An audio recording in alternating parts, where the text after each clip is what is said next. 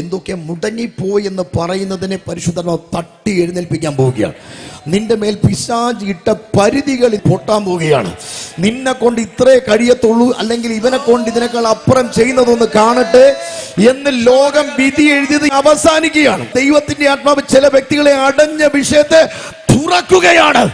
മൂന്നാമത്തെ ദിവസം കല്ലറകളെ തുറന്ന് ഭേദിച്ച് ജയോത്സവമായി തമ്പുരാൻ പുറത്തു വന്നതുപോലെ ആരൊക്കെ ചിറകടിച്ച് വാഗ്ദത്തങ്ങളുടെ ആമേൻ ആമേൻ ദൈവം പറഞ്ഞത് വിശ്വസ്തനാകിയാൽ ചിറകടിച്ച് പുറത്തു വരാൻ പോവുകയാണ്. ആരുടെയൊക്കെ ഉള്ളിലേക്ക് കർത്താവ് ആ തീ നിക്ഷേപിക്കുകയാണ്. ഉണർവിന്റെ അഗ്നിയെ കർത്താവ് കത്തിക്കുകയാണ്. എവിടെയൊക്കെ നിന്റെ പ്രാർത്ഥന മുറിയിൽ അണഞ്ഞുപോയി എന്ന് പറയുന്നത്, ആമേൻ പ്രാർത്ഥിച്ച് കയറാൻ പറ്റിയില്ല എന്ന് പറയുന്നത്, നീ തിരിച്ചു പിടിക്കാൻ പോവുകയാണ്. നിനക്ക് പരിധി കൽപ്പിച്ച ചില ലിമിറ്റേഷൻസിനെ ദൈവത്തിന്റെ ആത്മാവ് ലിമിറ്റ് ചെയ്ത് കളഞ്ഞ് അടുത്തൊരു മേഖലയിലേക്ക് സ്വർഗം നിന്നെ പുഷ് ചെയ്യുകയാണ്.